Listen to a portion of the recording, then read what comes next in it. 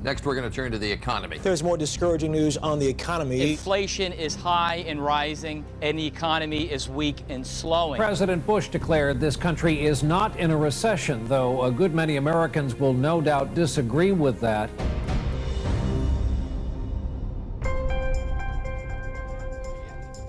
Americans don't need statistics to tell us we're in a recession, because the recession has hit home for millions. There we go. This is the all too common story of one American family.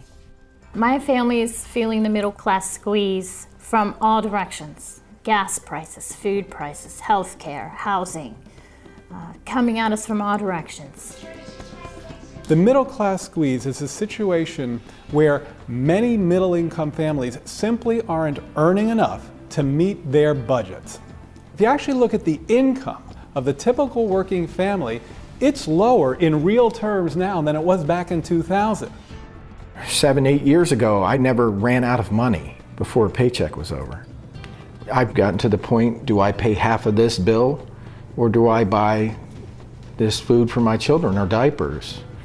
When my child walks around without a diaper on for 2 hours because we're trying to conserve to make it to the next payday, that's a problem.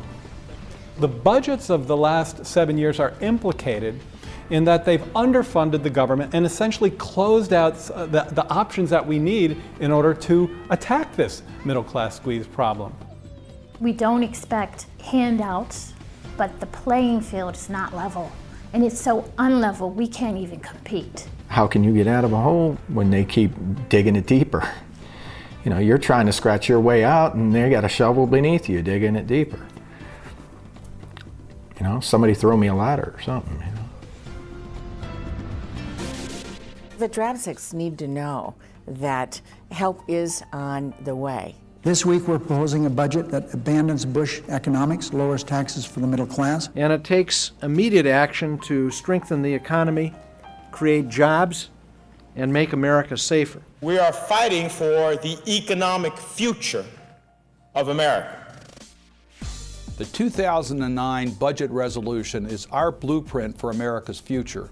It puts our priorities on the people in this country, investing in education, investing in health care, investing in energy independence, investing in ways in which we can compete internationally and keep jobs here in America. We believe that the federal government needs to be a partner in education, to put money into making college education more affordable for the American people. We very much need to keep our focus on creating opportunity for people to be able to get the skills they need because it strengthens the economy of America. The Democratic budget invests $8.8 billion in education and job training programs, above Bush's budget.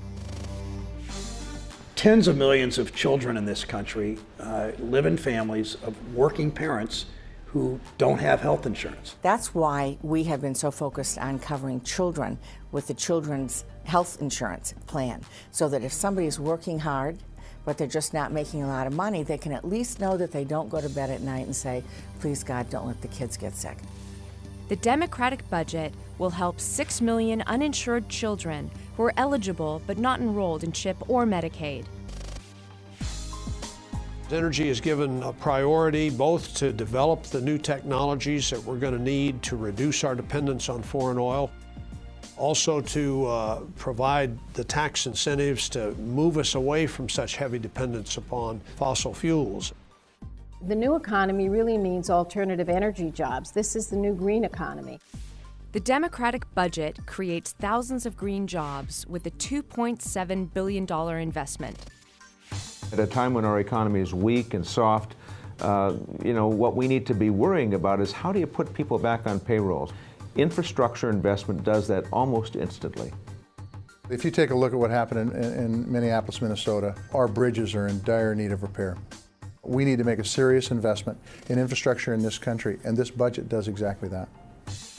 Investments within the Democratic budget are estimated to create 500,000 new jobs.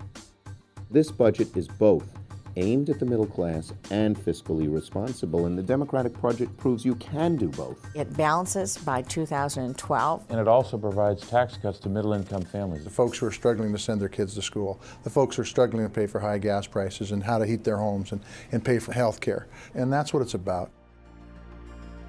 The Democratic blueprint, the 2009 budget, is a budget we're proud of and one that expresses what we believe are the priorities of the Democratic Party and the American people.